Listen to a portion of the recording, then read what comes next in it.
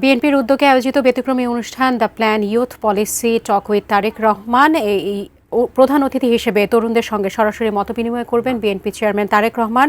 এই মুহূর্তে তিনি কথা বলছেন, আমরা সরাসরি চলে যাচ্ছি সেখানে। আমাদের দেশের সবকিছু হিসাব যদি আমরা কম্পেয়ার করি, আমাদের জনসংখ্যা 20 কোটির কম না। যে জনসংখ্যাগুলো আমি 2000 এই দেশ থেকে চলে যাওয়ার আগে পর্যন্ত আমি দেশের আনাচে ঘুরতাম, মানুষের সাথে কথা বলতাম, আমি দেখেছি। আমার ধারণা গত মোটামুটি 20 বছরের হিসাব যদি করি 15-20 কোটি কম হয়। এখন আপনি ধরেন আমাদের ওসমানী মেডিকেল কলেজ, আপনি তো ওখানকার আমরা যদি দেখি ওসমানী মেডিকেল কলেজে উদাহরণস্বরূপ ধরেন আপনার ওসমানী মেডিকেল কলেজে প্রতিদিন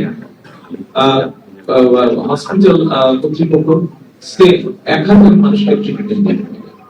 গভর্নমেন্ট থেকে তাদেরকে যে ওষুধপত্র দেওয়া হয়, যে সার্জিক্যাল ইকুইপমেন্ট দেওয়া হয়, যে ব্যান্ডেজ বা যে সিরিঞ্জ, সেটাই 1000 লোককে সে ম্যানেজ করতে পারবে। কিন্তু আপনি যদি সকালে দেখেন, যেহেতু আপনি কাজ করে সরকারি এক্সপিরিয়েন্স আছে, আপনার না হলে ওখানে 2000 লোকের কি প্রতিদিন 2000 লোকের কি হচ্ছে। এখন যতই আপনি তাকে 24 ঘন্টা আপনি ট্রিটমেন্ট দেন না কেন, আপনি 1000 উপরে যেতে পারছেন না, আপনার ক্যাপাসিটি। এখন তার মানে কি মানুষ অসুস্থ হচ্ছে, আসছে কিন্তু আমার চিকিৎসা সুবিধা পাচ্ছে। এখানে আমরা প্রাইভেট এবং পাবলিক পার্টনারশিপটা দেখছি। প্রাইভেট পাবলিক পার্টনারশিপে কি?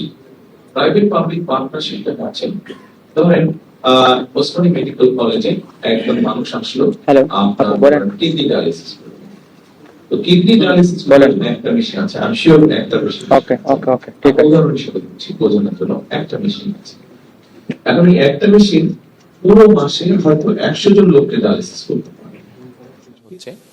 ধরেন ওসমানী মেডিকেল কলেজে একজন মানুষ আসলো, আপনার ধরেন কিডনি ডায়ালিসিস করবে। তো কিডনি ডায়ালিসিস করার জন্য একটা মেশিন আছে, আমি শিওর একটার বেশি মেশিন আছে। আমরা উদাহরণ হিসাবে ধরছি বোঝানোর জন্য, একটা মেশিন আছে।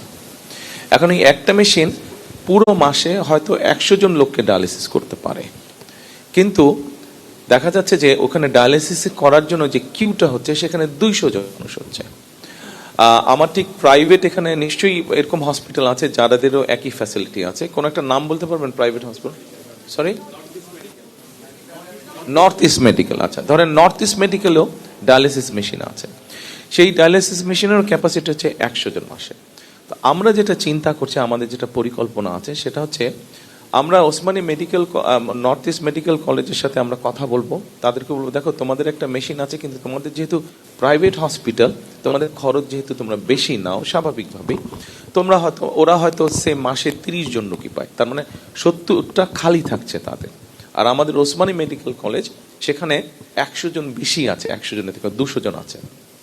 আমরা ওদের সাথে কথা বলে, ওদের সাথে আলোচনা করে আমরা ওদেরকে কি পরিমাণ পেমেন্ট করব, কারণ একটা তো হিসাবের একটা জানাই থাকে যে কি পরিমাণ খরচ হতে পারে ডায়ালিসিস করতে গেলে, একটা ধারণা।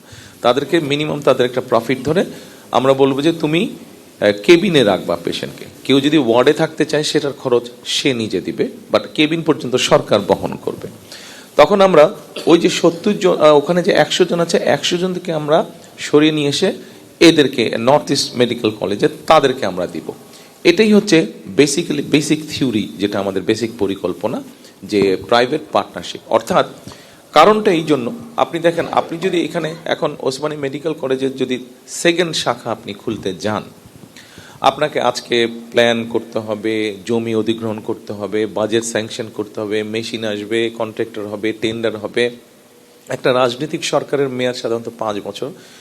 By the time you finish the hospital, তার কাজ যখন শেষ হয়ে যাবে, রুগী যখন সেবা পাবে, ততক্ষণ একটা সরকারের মেয়াদ শেষ, রুগী হতে সেবা পাবে। কিন্তু মূল বিষয়টা এখানে না, সরকারের মেয়াদ শেষ এটা মূল বিষয় না। মূল বিষয়টা হচ্ছে আপনার সেই ডায়ালিসিসের রোগী 5 বছর পর্যন্ত কি ওয়েট করা সম্ভব? তার পক্ষে সম্ভব না, ও বেচারা তো মারাই যাবে, মানুষটা তো মরেই যাবে। সো সেই জন্যই আমরা প্রাইভেট পাবলিক পার্টনারশিপটা করতে এসেছি। এটার পলিসিগুলো ঠিক করে সবকিছু ঠিক দ্রুত ঠিক করে ফেলতে পারলে 3 থেকে 6 মাসের মধ্যে আমরা এই সার্ভিসটা আস্তে আস্তে আস্তে আস্তে মানুষের কাছে পৌঁছে দিতে পারবো। এই ক্ষেত্রে আমরা যেটা সিদ্ধান্ত, মোটামুটি পরিকল্পনা আছে, সব রোগের ক্ষেত্রে বিষয়টা হবে না, যেগুলো নর্মাল রোগ সেগুলো করতে হবে না। এটা হতে পারে কিডনি রোগের ক্ষেত্রে, এটা হতে পারে কার্ডিয়াক পেশেন্টের ক্ষেত্রে, এটা হতে পারে ক্যান্সার পেশেন্টের ক্ষেত্রে, এরকম যেগুলা সিরিয়াস টাইপের অসুখ বিসুখ, সেগুলোর ক্ষেত্রে আমরা প্রাইভেট পাবলিক পার্টনারশিপটা এরকম একটা পলিসি আমরা তৈরি করতে যাচ্ছি। এখানে আমরা আরেকটি আপনাদের সাথে অ্যাড করি। আপনি দেখেন, আপনি করলেন তারপরে প্রাইভেট পার্টনারশিপ, পাবলিক পার্টনারশিপ, তারপরেও কিন্তু আপনার মূল লক্ষ্যকে মানুষকে তো সুস্থ রাখা, মূল লক্ষ্যটা হচ্ছে মানুষকে সুস্থ রাখা। সেই জন্য আমরা আরেকটি পরিকল্পনা করেছি। আমি জানি না আপনাদের সাথে একটি শব্দের পরিচয় আছে কি, পল্লী চিকিৎসক। বিএনপির প্রথম আমলে শহীদ রাষ্ট্রপতি জিয়াউর রহমানের সময় সারা দেশে গ্রামের মানুষ যাতে বেসিক স্বাস্থ্য সুবিধাটা পায়, সেই জন্য পল্লী চিকিৎসক নামে বেসিক ট্রেনিং দিয়ে তারা মানুষের ঘরে ঘরে, গ্রামে ঘরে ঘরে যেত, বেসিক যে ট্রিটমেন্টটা সেটা প্রোভাইড করতো। আমরা ঠিক সেটার আদলে আমরা হেলথ কেয়ারের অ্যাপয়েন্ট করতে চাই। হেলথ কেয়ারের অ্যাপয়েন্ট, এই হেলথ কেয়ারদেরকে আমরা একটা বেসিক মেডিকেল ট্রেনিং দিব, হাইজিন ট্রেনিং দিব। আমরা ছোটোখাটো অসুখ বিসুখ হলে তারা মানুষের ঘরে ঘরে গিয়ে সেবাটা দিতে পারবে।